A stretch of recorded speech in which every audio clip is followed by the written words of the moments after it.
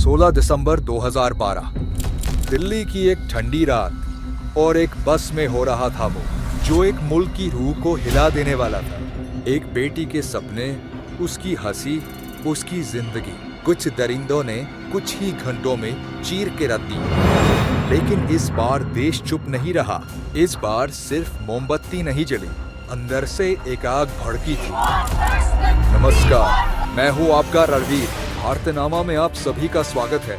आज हम बात करेंगे इस देश की एक ऐसी कहानी पर जो आज भी हर इंसान के जहन में जिंदा है।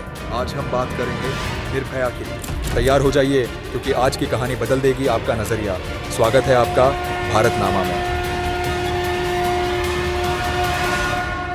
16 दिसंबर 2012 की रात दिल्ली की 23 वर्षीय फिजियोथेरेपी छात्रा, जिसे पूरे देश ने निर्भया नाम दिया, अपने दोस्त के साथ एक फिल्म देखकर लौट रही थी। मुनीर का बस स्टॉप पर उन्हें एक प्राइवेट बस मिली। उन्हें क्या पता था कि ये बस उस रात एक ऐसा काला अध्याय लिखने जा रही है जिसे भारत कभी नहीं भूल पाएगा। बस में 6 लोग थे। कुछ ही देर में उन्होंने दोनों पर हमला किया। निर्भया के साथ अत्यंत अमानवीय व्यवहार किया गया और उसके दोस्त को भी गंभीर रूप से घायल कर दिया गया। उन पर लोहे की छड़ से हमला किया गया, ऐसा हमला जिसने पूरे देश को हिला दिया। घंटों तक दिल्ली की सड़कों पर वह बस घूमती रही और अंदर एक वीभत्स अत्याचार जारी रहा। अंत में जब दोनों बेहोश हो गए तो उन्हें चलती बस से सड़क पर फेंक दिया गया। दिल्ली की उस सर्द रात में 2 जिंदगियां जख्मों और दर्द के बीच जूझ रही थी, लेकिन निर्भया ने हिम्मत नहीं हारी। अस्पताल में इलाज के दौरान जब वो जिंदगी और मौत के बीच संघर्ष कर रही थी, तब भी उसने साहस दिखाया। उसने पुलिस को बयान दिए, अपराधियों की पहचान की। उसके शब्दों में वो हिम्मत और सच था जिसने पूरे देश को जगा दिया। 13 दिनों तक उसने संघर्ष किया। 29 दिसंबर 2012 को सिंगापुर के एक अस्पताल में उसने अंतिम सांस ली। उसकी मृत्यु ने एक नई जागरूकता को जन्म दिया। देश भर में लोग सड़कों पर उतर आए। हर तरफ एक ही आवाज गूंज रही थी, निर्भया को न्याय चाहिए। ये सिर्फ एक घटना नहीं, ये उस दर्द की प्रतीक बन गई जो हमारे समाज की गहरी समस्याओं को उजागर करता है। सरकार ने जस्टिस वर्मा कमेटी गठित की। 2013 में आपराधिक कानून में संशोधन हुआ।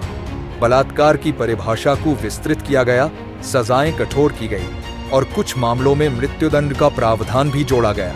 लेकिन कानून बनाना एक पहल है, उसे प्रभावी ढंग से लागू करना एक बड़ी जिम्मेदारी है। इस केस में आरोपियों को सजा दिलाने में 7 साल से अधिक का समय लग गया। फांसी की तारीख कई बार टली और हर बार लोगों की उम्मीदों को झटका लगा। आखिरकार 20 मार्च 2020 की सुबह तिहाड़ जेल में 4 दोषियों को फांसी दी गई। उस दिन देश ने पहली बार राहत की सांस ली। देर से सही, पर न्याय मिला।